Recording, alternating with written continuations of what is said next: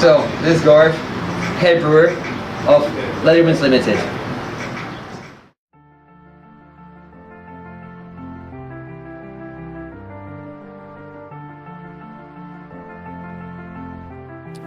I'm here with Steve from Litherman's Limited, also known as Doc, one of the founders of the brewery.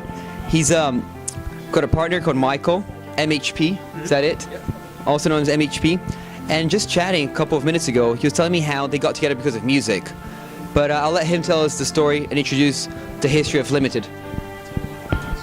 Well, Michael and I met, I guess it was about 15 years ago. At the time we were both in previous careers. I was a sales rep for a power tool company, and he worked at a store that sold power tools. And I happened to go back out in the office, and I heard, he was in his office playing NoFX, White Trash, Two Heaves, and a Bean. And that's not a band that many people know about, so I realized, hey, you're listening to NoFX.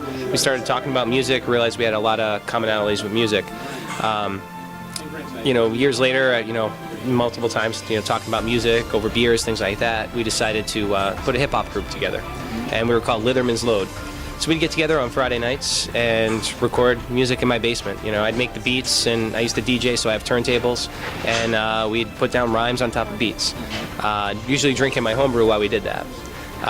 Did that for a while. That was a lot of fun, but over time, the homebrew part of it became more the focus than the music. We started homebrewing quite often, and about 4 years ago, we put our plan together to start working on opening a brewery. So all our beers are musically themed. So a lot of times, half the time, I'd say that we come up with the name for the beer before we actually have the recipe dialed in. Well, anyway, thank you, Doc, for having us. It was a pleasure, and thanks for the beers.